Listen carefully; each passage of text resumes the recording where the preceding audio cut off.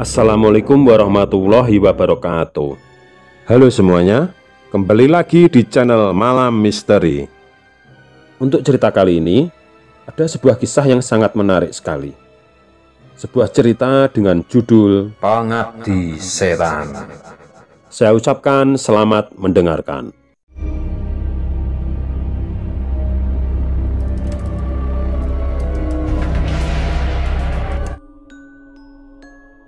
Denny mengambil jaket yang tergantung di gantungan baju dan langsung memakainya.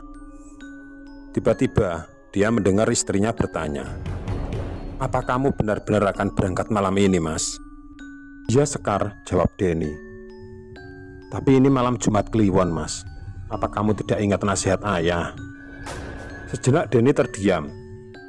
Ya, memang beberapa waktu lalu Denny dinasihati oleh mertuanya yang tidak lain adalah ayahnya Sekar. Sekar dan Denny ini sepasang suami istri, dan Denny ini berprofesi sebagai polisi. Lebih tepatnya, dia sebagai reserse atau intel. Saat ini dia mendapat tugas untuk menangkap salah seorang gembong narkoba yang sebenarnya masih saudara dekatnya sendiri. Gembong narkoba itu bernama Somad. Somad ini adalah anak dari kakak ayahnya. Jadi lebih jelasnya, Somad ini adalah kakak sepupu dari Denny. Tapi karena ini sudah menyangkut tugas dan profesionalisme kerja, maka Denny harus profesional, tidak akan pandang bulu dalam menangkap siapapun. Beberapa hari yang lalu, ketika Denny sekeluarga berkunjung ke rumah mertuanya, dia mendapat beberapa nasihat dari sang ayah mertua. Ayahnya Sekar ini memang bukanlah orang sembarangan. Di desanya, dia dikenal sebagai sesepuh desa atau orang pintar yang sering dimintai tolong untuk urusan hal-hal gaib. Dan ayahnya Sekar ini sangat mengenal sekali siapa itu Somad. Ayahnya Sekar sangat paham sekali kalau Somad ini bukanlah orang sembarangan. Sebenarnya Denny tidak percaya hal-hal seperti ini. Namun demi menghormati sang ayah mertua, dia bersikap seolah-olah percaya dan menuruti semua kata-kata mertuanya. Dan sang mertua ini benar-benar mewanti-wanti Denny jangan sekali-kali memburu Somad di malam Jumat Kliwon. Karena di saat itu kekuatan Somad sedang di posisi maksimal. Dan malam ini kebetulan malam Jumat Kliwon, Denny mendapat telepon dari temannya sesama reserse kalau mereka mendapat info Somad berada di suatu tempat. Maka karena panggilan tugas, Denny segera bergegas dan berkemas mempersiapkan segalanya untuk melakukan penangkapan. Ketika mau berangkat, Sekar sempat mengingatkan kepada Denny kalau hari ini malam Jumat Kliwon. Namun, Denny berusaha menenangkan Sekar kalau hal itu hanya mitos saja. Sekar pun tidak bisa berbuat apa-apa karena dia sudah tahu sendiri sifat suaminya. Setelah Denny berpamitan, Denny pun pergi menemui teman-temannya dan bersiap melakukan perburuan. Sampai di TKP, mereka berhasil menangkap anak buah Somad berikut barang buktinya. Namun, Somad berhasil meloloskan diri dan dikejar oleh Denny. Sempat terjadi kejar-kejaran yang lumayan menguras waktu dan tenaga. Sampai akhirnya, Somad berhenti di pinggir hutan dan lari ke dalam hutan. Dan Denny pun tidak membiarkan kesempatan itu. Dia pun juga langsung masuk ke dalam hutan memburu Somad. Dengan hanya berbekal senter dan pistol di tangan, Denny menjelajah hutan. Dia tidak ingat lagi nasihat mertuanya kalau saat ini adalah malam Jumat Kliwon dan dia sedang sendirian. Denny tidak sadar kalau dia sudah masuk dalam perangkap Somad.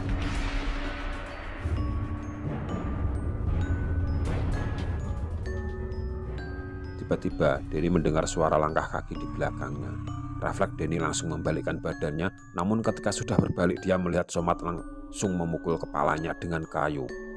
Denny pingsan seketika. Begitu sadar, Denny mendapati dirinya sedang diikat di sebuah pohon, dan lebih aneh lagi bajunya sudah berganti dengan baju yang dipakai Somad.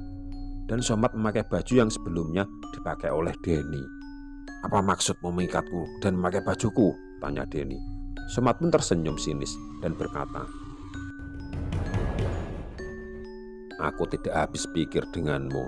Tega sekali kamu mengejar saudaramu sendiri." Denny langsung menimpali, Aku tidak peduli saudara atau bukan. Yang jelas, kalau dia berbuat jahat, maka sudah menjadi tugasku untuk menangkapnya. Somad hanya tertawa mendengar apa yang dikatakan Denny. Tapi kamu salah orang, kamu salah memilih lawan. Lihat saja apa yang akan terjadi. Kemudian Somad duduk bersila dan dia bersedekap sambil membaca mantra. Denny sempat bertanya-tanya apa sebenarnya yang dilakukan Somad.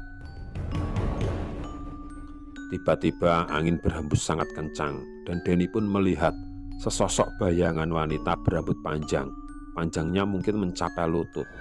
Wanita ini memakai gaun putih panjang dan wajahnya sangat menyeramkan. Ada apa engkau memanggilku, wahai Somad? Tanya wanita itu kepada Somad.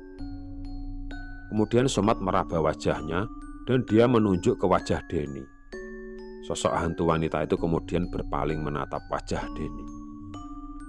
Perlahan-lahan dia mendekati Denny dan memegang kedua pipi Denny. Denny sempat tidak tahan melihat wajahnya. Dia pun memejamkan kedua matanya. Tiba-tiba Denny merasakan wajahnya sangat panas. Denny sempat berteriak-teriak kesakitan. Setelah beberapa saat lamanya, akhirnya rasa panas itu reda. Dan ketika Denny membuka matanya, dia sangat terkejut sekali. Dia melihat Somad wajahnya persis seperti dirinya. Apa yang kau lakukan padaku? Tanya Denny. Somad tertawa terbahak-bahak. Kemudian Somad mengambil HP dan menyalakan fitur kamera depan. Kemudian HP-nya itu dihadapkan ke wajahnya Denny agar Denny bisa bercermin. Dan Denny sangat kaget sekali. Dia melihat di HP itu ada wajahnya Somad. Berarti sekarang wajahnya berubah menjadi wajahnya Somad.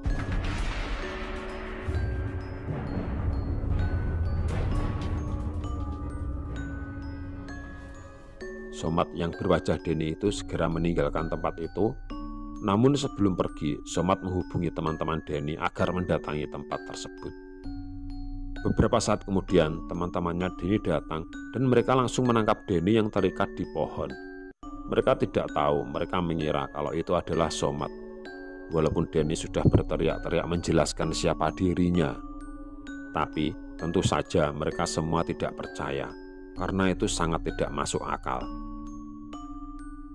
Akhirnya Denny yang berwajah Somad itu dijebloskan di ruang tahanan. Di lain tempat, Somad yang berwajah Denny itu mendatangi rumahnya Denny. Sekar sangat lega, namun dia sangat heran. Dia melihat Denny wajahnya sangat datar dan tidak begitu menghiraukannya. Denny sama sekali tidak bicara. Bahkan ketika anaknya datang menyambutnya, Denny malah acuh tak acuh langsung masuk ke kamar. Padahal biasanya setiap Denny pulang, anaknya langsung datang dan minta gendong, dan mereka bermain dan bercanda. Tapi kali ini ketika anaknya menghampirinya, Denny malah mengibaskan tanah anaknya dan dia tidak memperdulikan mereka semua. Sekar sendiri tidak habis pikir, apalagi dia sempat melihat Denny merokok. Padahal Denny seumur hidupnya tidak pernah merokok sebatang pun. Di ruang tahanan, akhirnya Denny hanya bisa pasrah. Percuma dia menjelaskan pada mereka, karena akhirnya dia sendiri menyadari kalau penjelasannya itu tidak masuk akal dan tidak akan ada yang percaya. Namun, ketika dia teringat anak istrinya di rumah, dia mulai khawatir kalau Somad akan mendatangi mereka. Denny pun berusaha mencari saat-saat yang tepat untuk melarikan diri. Karena Denny seorang polisi yang bertugas di kantor itu, tentu saja Denny tahu seluk-beluk dan kapan saat yang tepat untuk melarikan diri. Ketika terjadi pergantian penjaga, Denny menyelinap ke ruang besuk, tempat di mana keluarga narapidana ingin membesuk napi yang akan dijenguk. Ketika penjaga lengah, Denny pun langsung berlari dan membuka pintu yang tidak terkunci. Denny langsung berlari menuju ke parkiran dan mengambil salah satu sepeda motor polisi yang kuncinya kebetulan masih tertancap di sepeda motor. Denny pun akhirnya berhasil melarikan diri.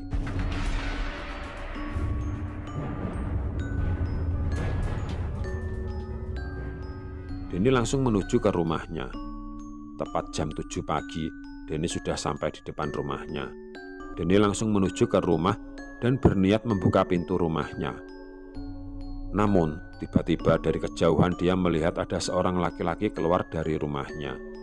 Denny pun langsung bersembunyi di balik pohon. Dia melihat Somad yang berwajah dirinya itu keluar dari rumah itu. Setelah Somad pergi, Denny pun langsung berlari menuju ke rumahnya. Sekar sangat kaget ketika melihat Denny yang berwajah berwujud Somad. Dia pun berteriak, namun Denny langsung menutup mulut Sekar dan dia pegang sekuat mungkin. Sekar pun berusaha meronta-ronta, tapi akhirnya dia kelelahan. Setelah Sekar tenang, Denny pun menjelaskan semuanya. Namun Sekar tidak percaya begitu saja. Diam-diam Sekar mengambil pisau dapur dan mengacungkannya kepada Denny. "Jangan kau dekati aku. Saat ini aku tidak bisa mempercayai siapapun." Denny pun sempat gugup dan dia membujuk Sekar agar tenang. "Tenang Sekar, tenang. Jika kamu tidak percaya, kamu bisa mengecek darah lelaki yang kamu kira Denny itu. Somad itu darahnya B dan darahku O." Sekar pun sempat bingung. Melihat Sekar kebingungan, akhirnya Denny pun berkata, "Baiklah Sekar, mungkin cukup untuk hari ini. Aku akan pergi. Tapi kamu pertimbangkan kata-kataku. Silahkan kamu cek darah orang yang mengaku diriku itu." Malam harinya ketika Somad sedang tertidur pulas, diam-diam Sekar mengambil alat pengetes darah. Alat ini wujudnya seperti ballpoint yang jika dipencet akan ada jarum yang keluar dan langsung mengambil sampel darah. Secara refleks, Somad langsung menepuk lengannya. Mungkin itu dikiranya ada nyamuk yang menggigitnya. Padahal itu alat pengambil sampel darah yang dipakai Sekar untuk mengambil darahnya. Keesokan harinya, ketika Somad sudah berangkat kerja, diam-diam Sekar pergi ke laboratorium. Di situ Sekar minta agar sampel darah yang dia bawa dites. Dan ketika hasil tes keluar, ternyata benar. Darah itu adalah B. Mengetahui ternyata itu darahnya B, Sekar pun seakan tidak percaya. Sampai di rumah, Sekar mengajak anaknya pergi dari rumah dan berencana pergi ke rumah ayahnya.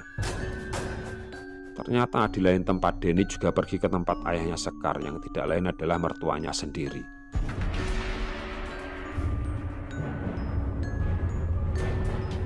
Begitu sampai di depan rumah mertuanya, Denny langsung menggedor-gedor pintu. "Ayah, cepat buka pintunya ayah. Ini aku Denny." Begitu pintu terbuka, ayahnya Sekar sangat terkejut. "Mau apa kamu kesini Somad?" tanya ayahnya Sekar kebingungan. "Ayah, ini aku Denny ayah. Percayalah." Sejenak ayahnya Sekar terdiam. Kemudian tangannya digosok-gosokkan dan masing-masing kedua jarinya diusapkan tepat di kedua matanya. Setelah kedua matanya diusap dengan kedua jarinya, barulah ayah Sekar bisa melihat kalau di depannya itu memang benar-benar Denny. "Oh, apa yang terjadi padamu Denny? Cepat masuk," kata ayahnya Sekar. Kemudian Denny menceritakan semuanya. Mendengar ceritanya Denny, ayahnya Sekar langsung menggeleng-gelengkan kepalanya. "Kok masih saja ada orang yang menggunakan ilmu ini? Begini Denny, sebenarnya aku bisa menyembuhkan dirimu dan mengembalikan wajahmu. Namun terus terang hari ini belum bisa. Karena saat ini Somad sedang menyusun kekuatannya dan malam nanti adalah malam Jumat Kliwon, di mana kekuatannya akan mencapai kekuatan yang maksimal. Aku baru bisa mengembalikan wajahmu mungkin besok hari. Intinya setelah malam Jumat Kliwon lewat." "Lantas saya harus bagaimana ya?" tanya Denny. "Yang jelas mereka pasti akan memburuku sampai ke ujung dunia sekalipun." Beberapa saat kemudian datanglah Sekar bersama anaknya. Sekar sangat terkejut melihat Denny yang berwajah Somad ada di situ. Namun sang ayah langsung menjelaskan semuanya. Dan akhirnya Sekar pun mau mendekati Denny, walaupun masih agak canggung karena Denny masih berwajah Somad. Kemudian ayahnya Sekar berkata, "Begini Denny, nanti malam itu malam Jumat Kliwon. Dan itu saat dimana Somad kekuatannya mencapai maksimal. Dan tentu saja Somad dan iblis peliharaannya akan memburumu sampai dimanapun kau berada. Mumpung ini masih sore, belum malam, kamu cari daun kelor yang sebanyak-banyaknya. Untuk apa, Ayah? Tanya Denny. Sudahlah, kamu ikuti saja kata-kataku. Akhirnya Denny mencari daun kelor yang sangat banyak sekali. Setelah daun kelor tersedia, ayahnya Sekar kemudian menumbuk daun kelor itu menjadi tumbukan yang sangat lembut.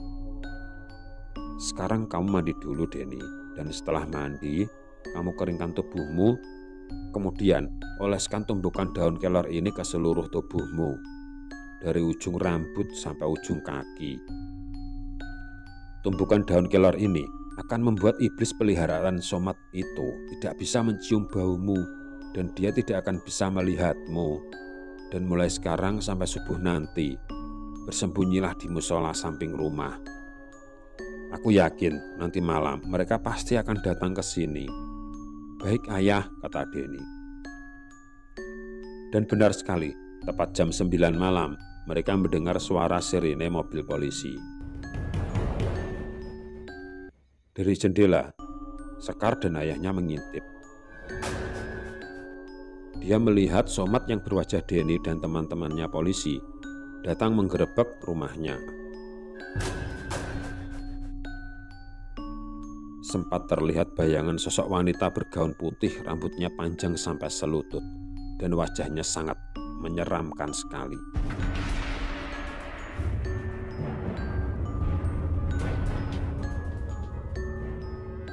Makhluk ini hanya bisa dilihat oleh ayahnya Sekar. Somat pun menggedor-gedor pintu sambil berlagak seperti Denny.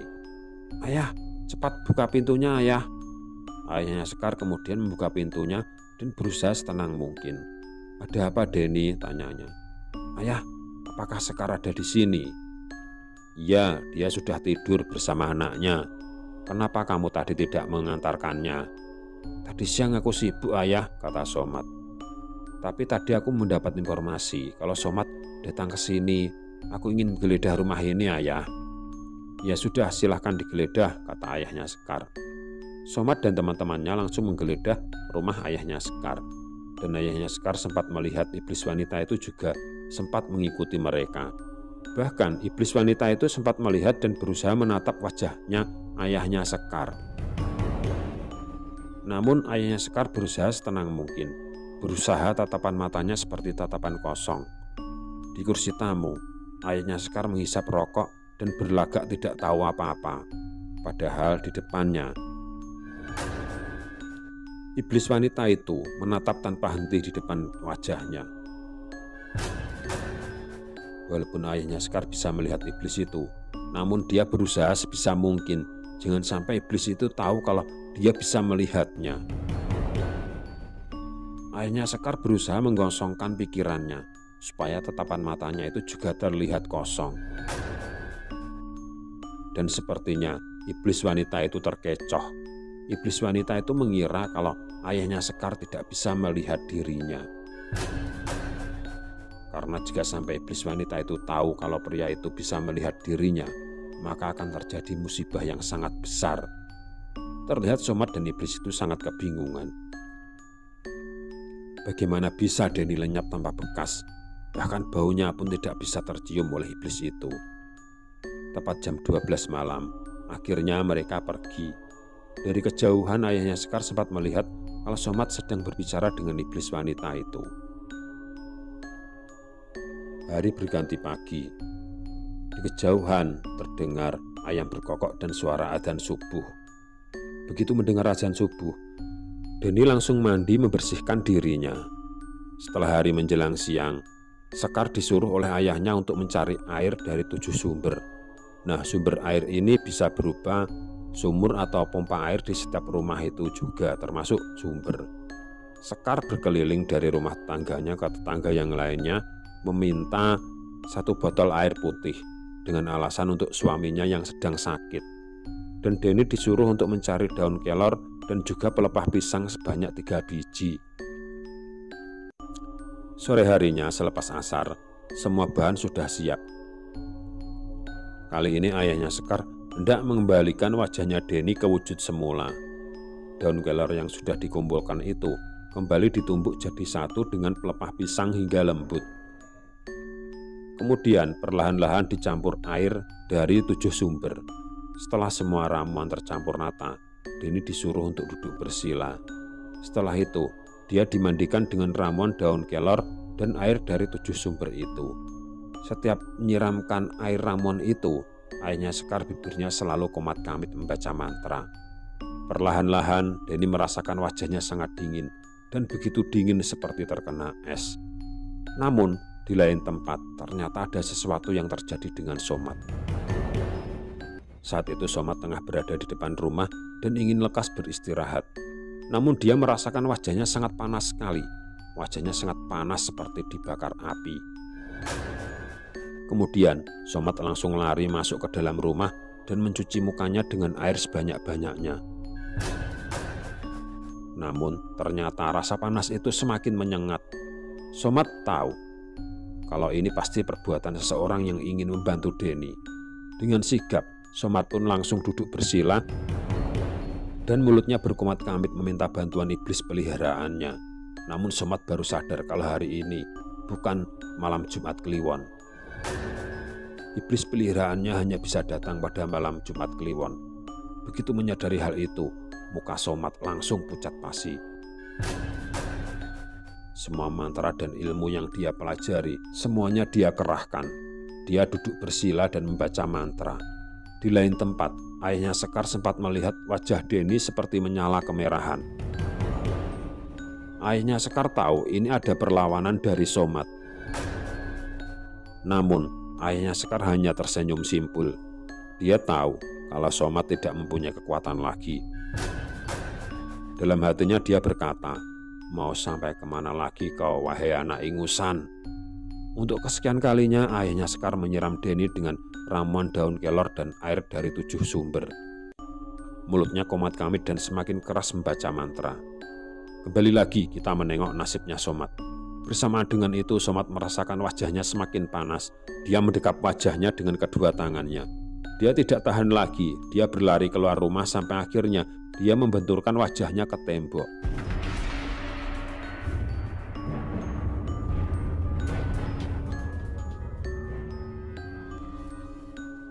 Somat menghabisi nyawanya sendiri.